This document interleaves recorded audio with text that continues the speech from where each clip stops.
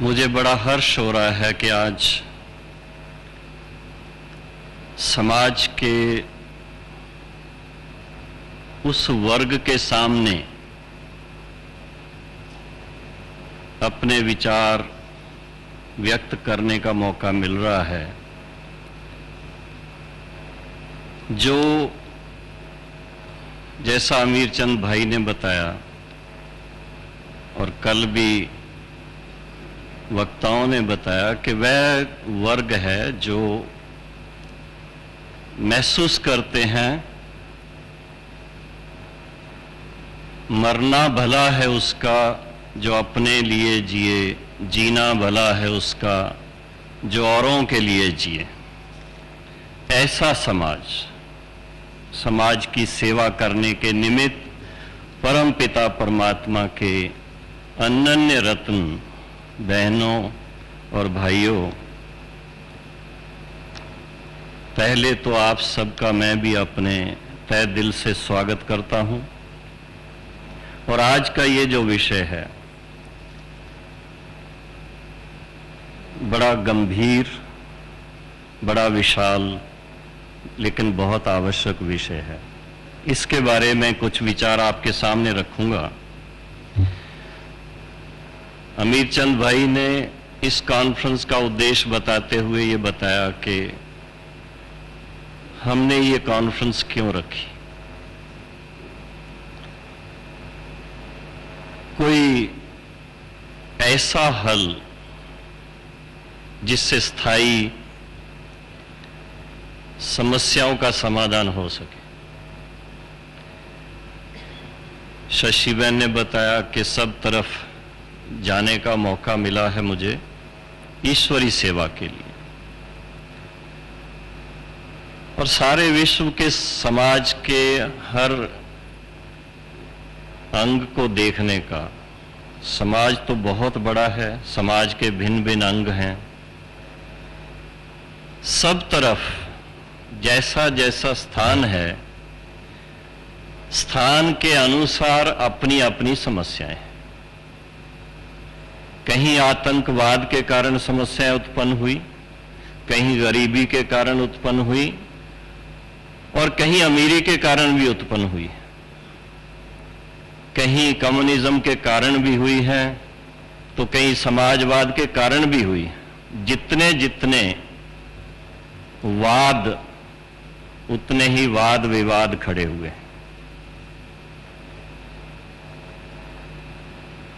लेकिन समय की पुकार क्या है? वर्तमान समय जब सारा ही संसार हमें समस्याओं से घिरा हुआ नजर आता है, तो क्या समस्याओं से ग्रस्त ही जीवन रहेगा? क्योंकि जब हमने ये विषय चुना है कि बेहतर सामाजिक व्यवस्था के लिए आध्यात्मिक सशक्तिकरण, इस कॉन्फ्रेंस का विषय तभी चुना गया है जब ऐसी विजन पहले नजर आती हो कि हाँ, समाज इससे बेहतर हो सकता है। और या जैसे कल दादी जी ने अपने महावाक्य सुनाते हुए ब्लेसिंग्स के रूप में आपका आह्वान करते हुए विशेष बताया कि सबका स्वप्न क्या रहता है। गांधी जी का स्वप्न क्या था, हम सबका स्वप्न क्या रहता है, हम क्या चाहते हैं, किस तरह का समाज हो, किस तरह का राज हो, किस तरह की व्यवस्था हो। तो अगर पास्ट में जाते हैं तो भी चाहे मैथोलॉजी से, चाहे हिस्ट्री से, एक आशा की किरण कि नहीं, वर्तमान जो युग चल रहा है, इस समय की जो समस्याएं हैं, इस समय का जो समाज बन चुका है, यही कोई आदर्श समाज नहीं है। आदर्श समाज कुछ और है, और आदर्श समाज में व्यक्ति कुछ और है। वो कौन सा समाज है, वो कौन सा आदर्श व्यक्ति है, किस तरह का समाज होगा, उसके लिए कल डॉक्टर सुदर्शन ने बहुत अच्छे ढंग से स्वामी विवेकानंद को कोट करते हुए बताया था कि भारत के समाज को श्रेष्ठ बनाने का एक ही तरीका आध्यात्मिक सशक्तिकरण का। और मुझे ऐसा लगता है कि विवेकानंद के टाइम पर जो भी लोग थे, गांधी जी थे, और गांधी जी के ही कंटेम्परेरी इस विश्वविद्यालय के जो संस्थापक प्रजापिता ब्रह्मा, उन सब की विजन कुछ इस प्रकार की थी कि उन्होंने पास्ट को सामने रखते कि कोई ऐसा मौका था, कोई ऐसा समय था जब इस भारत में नारी का सम्मान था, देवताएं उस समय इस संसार में थे, और सभी पवित्र, सुखी और शांत थे। हर व्यक्ति के अंदर वो सर्वगुण संपन्न, 16 कला संपूर्ण निर्विकारी, मर्यादा पुरुषोत्तम, इस तरह की बातें थीं, और वो दैवी मूल्य उनके जीवन में थे, प्रैक्टिकल लाइफ में थे। अगर ऐसा समाज हो तो ही व्यक्ति भी सुखी हो, शांत हो, समाज भी इतना श्रेष्ठ हो, परिवार भी आपस में घर घर स्वर्ग हो, और सारे विश्व पर शांति हो। और जैसे इस विश्वविद्यालय की आप हिस्ट्री को सुनेंगे, 1937 में पिताश्री प्रजापिता ब्रह्मा, उन्होंने ऐसे समाज का फिर से दर्शन किया, फिर से उन्होंने वर्तमान युग के परिवर्तन का दर्शन किया, और उन्होंने देखा कि जो उस समय मूवमेंट चल रही थी भारत को स्वराज दिलाने की, उसके साथ साथ उनको एक ऐसी बात सामने आई जिस चीज की कमी नजर आई। हालांकि गांधी जी खुद उस बात को अपना के चलते थे। गांधी जी ने आध्यात्मिकता को अपने पॉलिटिकल लाइफ का एक अंग मान करके पहले उस पर ध्यान दे करके फिर पॉलिटिकल मूवमेंट के ऊपर बहुत जोर दिया। बल्कि जब वो इतना आंदोलन चला रहे थे, उस समय भी अगर उन्होंने अपने अंदर शक्ति को भरने की कोशिश की तो वो आध्यात्मिकता के द्वारा और साइलेंस के द्वारा। बहुत सी बातें उनके जीवन की हम पढ़ते हैं। उन्होंने सत्यता के ऊपर बहुत जोर दिया, अहिंसा के ऊपर बहुत जोर दिया। तो पिताश्री ब्रह्मा बाबा ने उस नए समाज का जो दर्शन किया, जिसको हम कहते साक्षात्कार किया, उसकी पुनर्स्थापना के लिए उनको जो ईश्वरीय आदेश मिला, उसमें विशेष रूप से इस बात पे बल मिला कि ये एक इस तरह की बात की कमी है। भारत धर्म प्रधान देश है, आध्यात्मिक गुरु माना जाता है, लेकिन भारतवासियों के अंदर जो उनके जीवन में आध्यात्मिकता प्रैक्टिकल लाइफ में थी, वो खत्म हो गई हुई है। स्वार्थ भर गए हुए हैं, विकार भर गए हुए हैं, कमियां भर गई हुई हैं, कमजोरियां आ गई हुई हैं। और जब तक एक एक व्यक्ति के जीवन से इन कमजोरियों का उन्मूलन नहीं हुआ, जब तक पुनः उसके अंदर वो आध्यात्मिक सशक्तिकरण नहीं हुआ, तब तक ये समाज के अंदर जो कुरीतियां हैं, बुराइयां हैं और जो कमियां हैं वो दूर नहीं होंगी, क्योंकि आंतरिक संतोष नहीं होगा तो लालच के वश मनुष्य क्या नहीं करता है। अंदर का आत्मिक सुख नहीं होगा तो विकारों के पीछे वो अल्पकाल के सुख के लिए क्या नहीं करता। और अपने आत्म स्वरूप का उसको अगर बोध नहीं होगा तो वो अहम के भाव में आकर क्या नहीं करता। आज सारे समाज में हर व्यक्ति के जीवन को अगर अच्छी तरह से उसका एक प्रकार से एनालाइज करके देखें, जो उसका अपना स्वधर्म है, शांति, प्रेम, पवित्रता, उसके अनुकूल जीना चाहता है, लेकिन कितना समय जीता है। मानसिक शांति उसका स्वधर्म है, लेकिन हमेशा इरिटेटेड रहता है। क्यों? और जब तक व्यक्ति के अंदर वो परिवर्तन नहीं आएगा तो समाज में क्या शांति आएगी, समाज में क्या उत्थान आएगा। इसलिए ब्रह्मा बाबा को ईश्वरीय आदेश मिला, अब आप अपना तन, मन, धन, समय, संकल्प सब इस दिशा में लगाओ कि नए समाज का फिर से सृजन हो। वैसे भी शास्त्रों के अनुसार ब्रह्मा है ही नई सृष्टि की स्थापना के निमित्त, लेकिन नई सृष्टि के स्थापना का भी कुछ समय आता है। दादी जी ने कल इशारे में बताया था कि हर बात की सीजन होती है।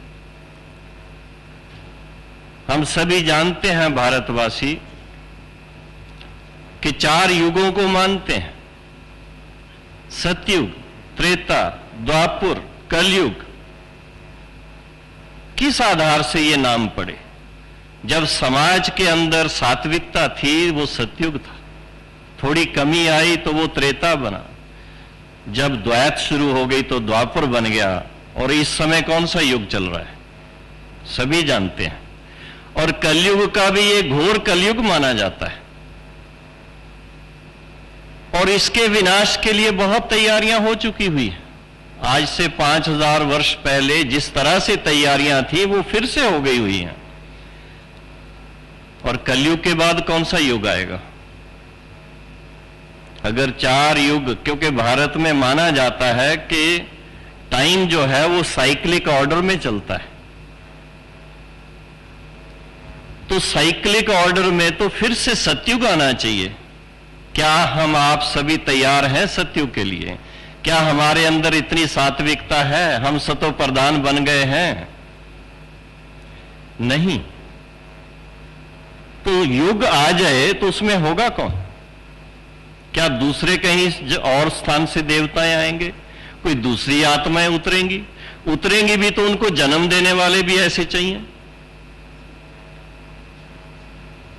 तो इस विजन को सामने रखते हुए ब्रह्मा बाबा को जैसा ईश्वरीय आदेश परम पिता परमात्मा शिव ने दिया, उस अनुसार उन्होंने, और किसी बात पे नहीं, लेकिन समाज में जो आध्यात्मिकता की कमी है उसको दूर करने के लिए ये ईश्वरीय विश्वविद्यालय शुरू किया। और उसमें भी पहले पहले ऐसे योग्य कार्यकर्ता चाहिए, और उनके अंदर खुद वो आध्यात्मिकता अच्छी तरह से रोम रोम में होनी चाहिए। तो पहले 14 वर्ष कोई छोटी बात नहीं है। 14 वर्ष दादी जी सहित 350 भाई बहनों ने अच्छी तरह से ईश्वरीय ज्ञान, सहज राजयोग और दिव्य गुणों की धारणा की तपस्या की। अपने अंदर पहले योग्यता भरी। आध्यात्मिक सशक्तिकरण क्या चीज है, उस चीज का प्रैक्टिकल अनुभव किया।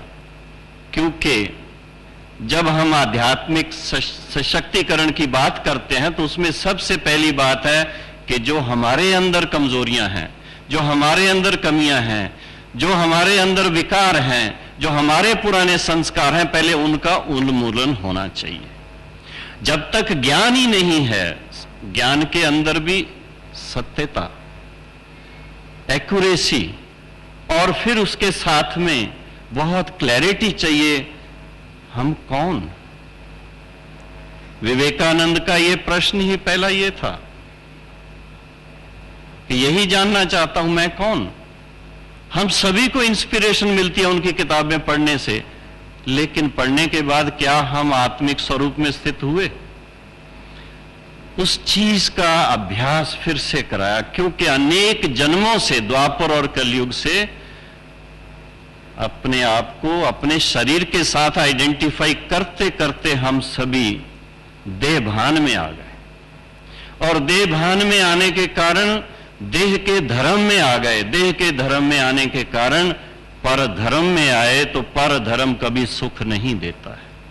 वो आज के समाज की ये स्थिति है कि सब पर धर्म में चल रहे हैं। भले हम क्या भी कहें कि हम हिंदू धर्म के हैं, हम इस धर्म के हैं, हम उस धर्म के हैं, वास्तव में अपने स्वधर्म में कोई स्थित नहीं।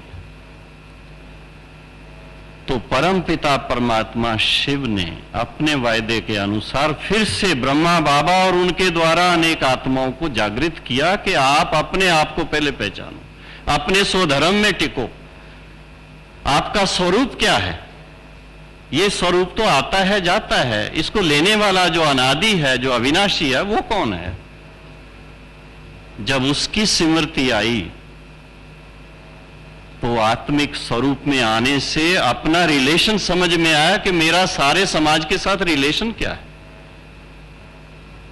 मेरा तेरा जो था वो खत्म हुआ, और सारा समाज जो जीव आत्माएं हैं, जिन आत्माओं ने जीव का आधार लेकर के अपना अपना पार्ट बजा रही, ये तो सभी मेरे भाई और बहनें हैं, पराया तो कोई है ही नहीं। प्रेम का आभास हुआ। जो मेरा अपना स्वधर्म, वो फिर से याद आया। तो आध्यात्मिक सशक्तिकरण का जो पहला पहला कदम है स्वयं की पहचान, उसके साथ दूसरा कदम है अपना संबंध क्या है। परमात्मा पिता से मेरा संबंध है, बाप और बच्चे का तो आपस में क्या हुआ। ऐसा दृष्टि, जैसी दृष्टि वैसी सृष्टि। उसके बाद फिर सारा ही परिवर्तन हो गया। जो नफरत थी, जो दूसरों से वैर भाव था, जो क्रोध आता था, वो परिवर्तित होकर के सारा ही चेंज हो गया।